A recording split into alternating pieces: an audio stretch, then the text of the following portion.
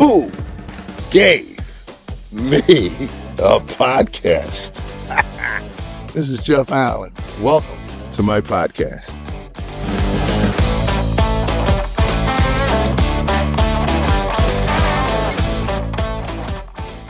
Hey, everybody, this is Jeff Allen. Welcome to Who Gave Jeff Allen a Podcast. Again, we're still looking. 6 billion of you. We'll find you.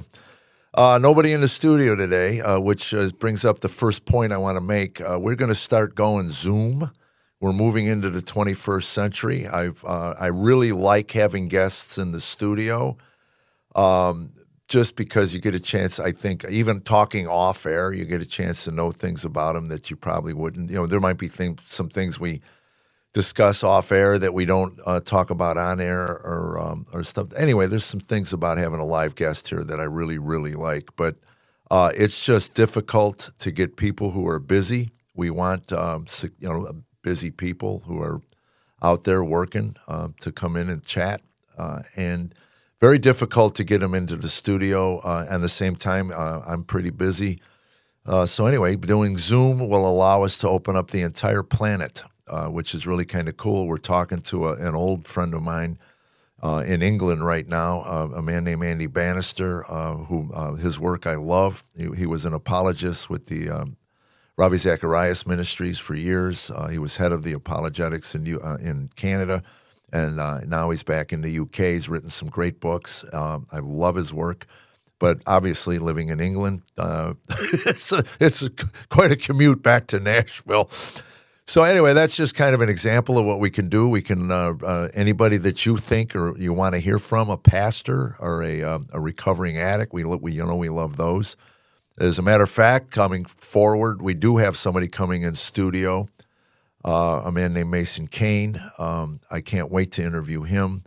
As you know, I have a heart for the recovering addict, and we want to certainly front and center those guys that are absolutely changing the culture and the landscape of recovery, and Mason is one of them. We'll have him in. I'm trying to get Reno Collier back in. He says he's a friend of mine, but I'm starting to doubt that. I really am. He takes my calls, but I can tell reluctantly. But we'll get Reno back, and maybe we'll actually talk about his wife, Sandy, this time. I don't know if I told the story. Did I tell you? I don't know. I'm talking to Carolyn. If I told the story that he called us after the episode with him aired, and we do defy anybody to go in there and find of that 2 or 3 hour interview where Reno actually brought up his wife, her name once. So anyway, we'll bring him back. Hopefully, we'll talk a little bit about alcoholism and all that. But again, I'm just kind of wading into the waters here, trying to figure out what this is going to look like. I don't want to get niched into a corner because I've talked to people who do recovery podcasts, and they go, "Look, if I talk to one more addict, I'm gonna stab myself in the eye." So we're just trying to get a broad range. And if you are a regular listener or follower of this podcast, you know we've covered. Biblical archaeologist, that's the one that got me. I mean, again, Bozo the Clown interviewing Louis Leakey. Who would have ever thought that? But it interests me. I hope it interests you. So anyway, going forward, we're looking to do Zoom. If you got names of somebody that you've listened to or heard or a podcast or something, we'll reach out. We'll ask, and maybe we can get them. If not in the studio, we can certainly start doing the Zoom calls. So also last week, which I don't know when this will air, so maybe it was 2 weeks ago, whatever. There was a period where I went into Casper, Wyoming to film what might be my last feature-length, full-length video. We haven't got a title for it yet. I'm shooting for, old school. I like that. I'm an old school comedian, just straight monology. The Rialto Theater in Casper. Audiences came out. We had a blast. There was actually a baby in the second taping we did. If you watch this video and you don't hear a baby, they did an amazing job getting that kid out. I noticed it about 20 minutes into my show. I go, is there a baby in this room? I couldn't believe it. I mean, it was like, who brings a kid? So then I thought, oh, okay, well, 8 years from now, the kid will come to her parents and go, I don't know why, but I want something called quilty pants. I don't know where that's coming from, but I want quilty pants. So don't blame me. You brought them in. That's all I'm saying. That'll be out, hopefully. We've got a couple of services interested in looking at it. And I want to give you some inside baseball on this. When you do a taping and it gets out there into the internet world and then people see it hundreds of thousands or millions of times, people who put those things out, they don't want the same material out. But over the time of developing material, you add lines to things, you change the context of things. And to me, as a performer and as the artist that creates this stuff, I really would like you to see what I call the finished product, especially when it came to Dry Bar. You know, I would get a notification from my manager, you got 4 to 5 months to put together a 25 or 30-minute Dry Bar show. The early ones are easy because I had the material in the can. I had been doing it, so those were easy to put together. The fourth and fifth one was a lot more difficult, and every time I'd watch those, I would just kind of cringe because there were lines I've added to the premises, like quilty pants. There's some things that I've added to, and in the context of it, it's much tighter, it's much more together. And what I like about the Casper taping is you're going to get a chance to see the full, what you see when you come to a live show. And I've always said this, it's a much better show live just because of the vibe, being in a room with other people, laughing together. There's nothing like it to me as a performer, but even as an audience member. I love seeing comedy live because you see the hiccups, you see babies crying in the middle of the show. I don't get many drunks passing out, but I used to, and that was always fun. Watch some guy just fall asleep. And my favorite, years ago when I was doing New Year's Eve shows, I don't do them anymore because people my age are in bed by 9:30, so we don't want to be around at midnight. I can't tell you the last time we made it to in the new year. So anyway, I figure Europe, that's when I celebrate it. When the UK hits midnight, that's 6 p.m. my time, and I can welcome in the new year. But I used to watch the audience, the midnight shows on New Year's Eve, and there was always one couple. The guy would be chirping in the ear of his date, and you could see the mask because she's crying to mascara. And you want to lean over and go, oh, you want to give him a hug? Just come on, man, it's New Year's. Could you save the verbal abuse till later? But I'm sorry, that's kind of stuff that makes me laugh. But mainly because I was that jerk. So anyway, I forgot what I was talking about. Oh, Casper taping. And that's coming out, and the show's better live. I am busy, and thanks to you guys, I am busy. And thank you for sharing this. Please subscribe to the podcast if you haven't.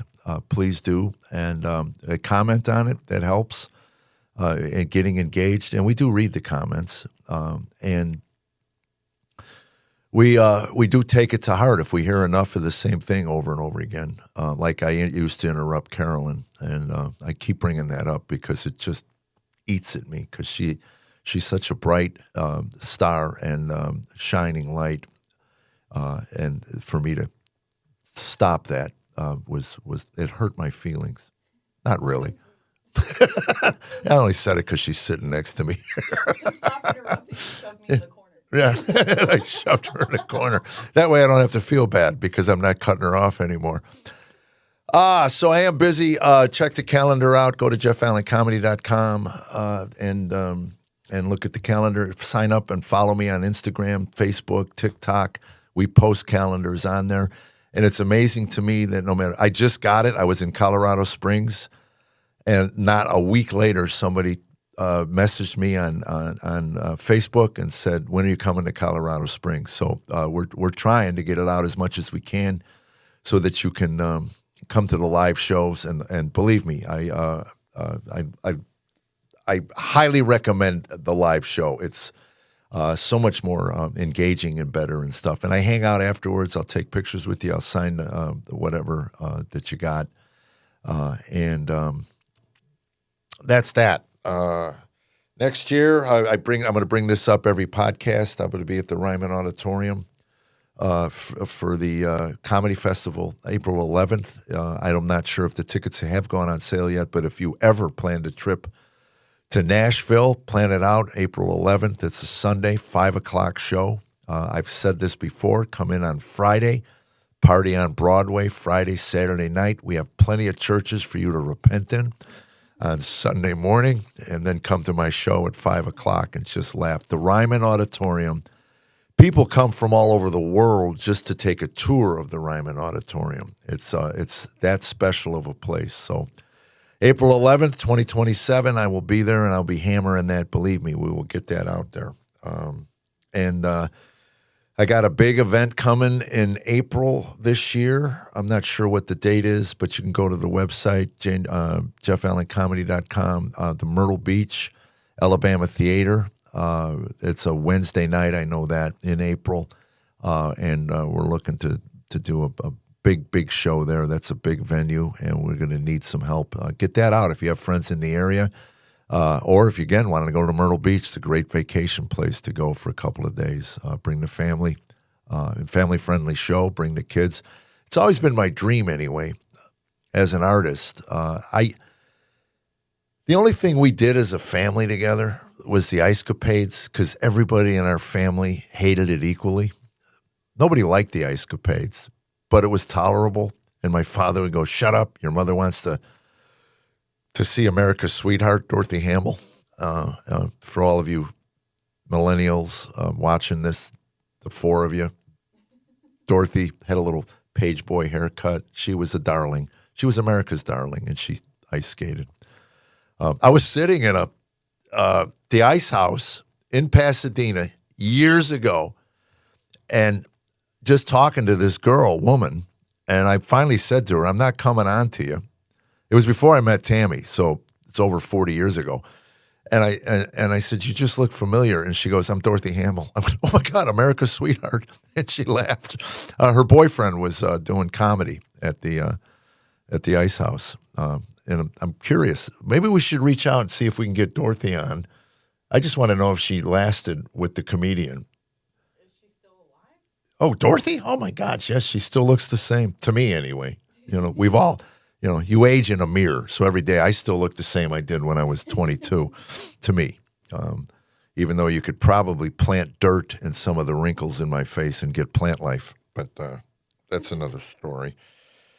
So the Alabama Theater, Myrtle Beach, is coming up. Kind of proud that they would take a risk on me. I've been there a couple times, and we've never sold it out. It would be nice if we could do that. So anyway, what else?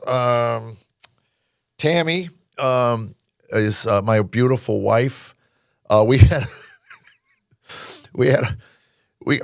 I'll talk about this. This will probably be out after, but we are taping our pilot episode for a dramedy based on the book. Are we there yet? Do we have a copy of the book?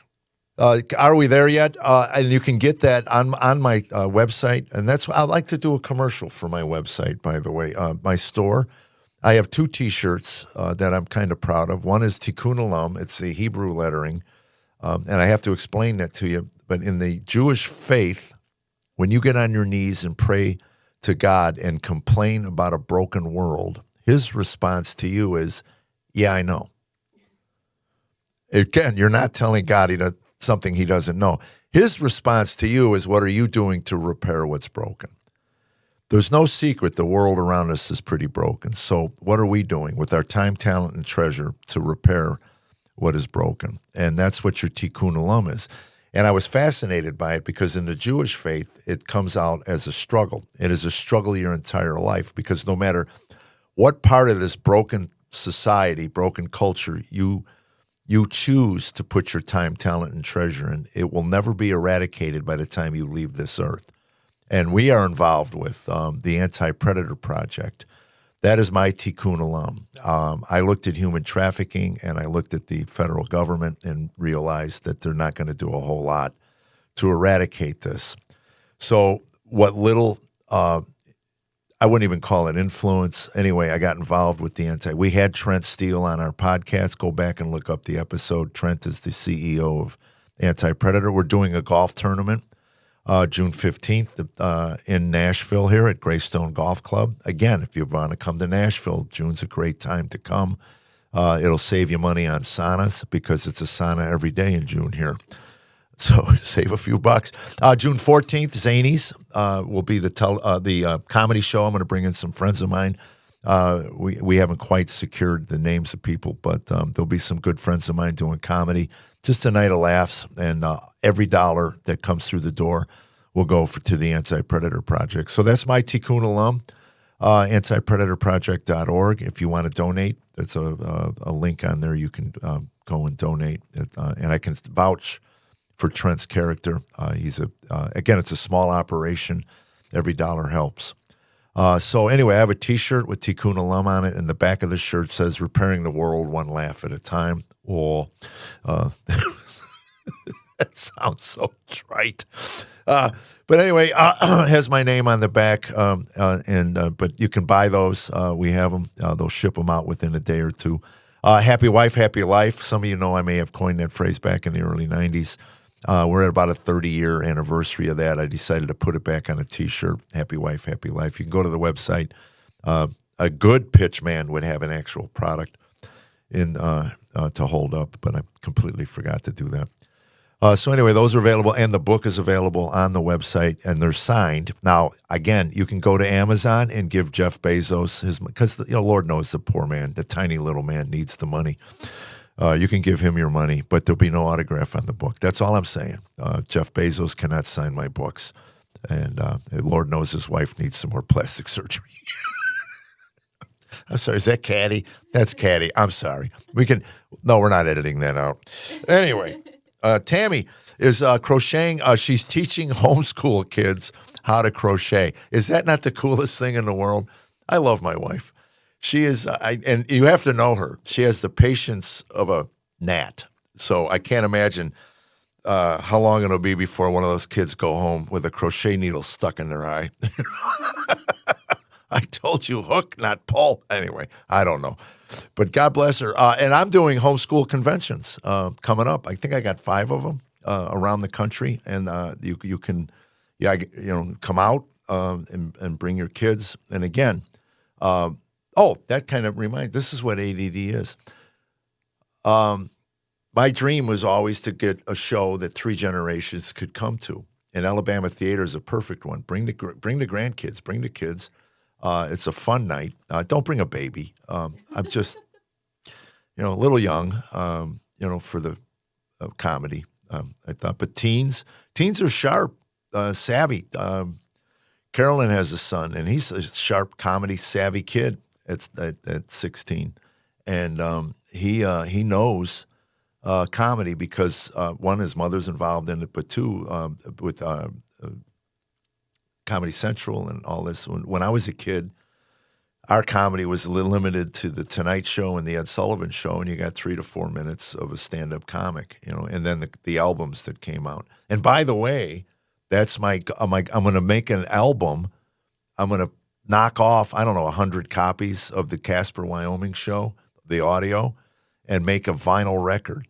And again, it's a dream of mine when I was a young comic in 1978 to have a vinyl album of my comedy, because that's what I grew up watching. So, all right, that's kind of my notes for today. Again, Zooming. Please comment on who you'd like to hear from. We'll reach out. It doesn't mean they'll do it, but we can.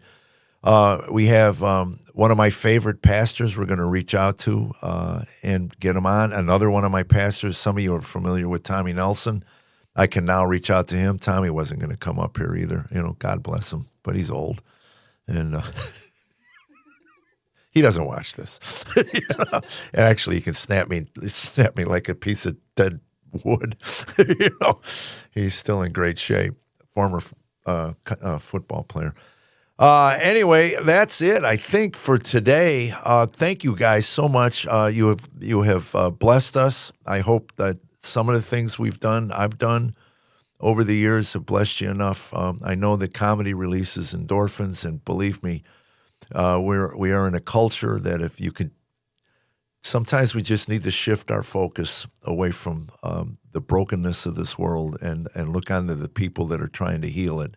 And that's what we're trying to bring you on this podcast, is the people that are out there doing, you may not have heard of them, you may not know who they are, they may not be famous, but they're doing the yeoman's work of just trying to put some salve on the wounds of what this culture has done to us. So that's our goal, make you laugh, make you think, and hopefully edify your life, and more importantly, edify him, the one that created us, and in my life, my Lord and Savior, Jesus Christ.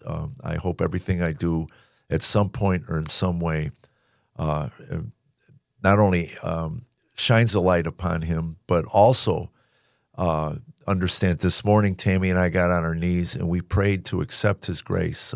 Again, we're broken people, and sometimes we carry the shame of the wounds of our past, and sometimes it's hard to let go of that shame. But know that Jesus is there, and through prayer and through supplication and through repentance, you can experience a peace that you never knew existed. So God bless you, and hopefully the next time we see you, we'll have a live guest here.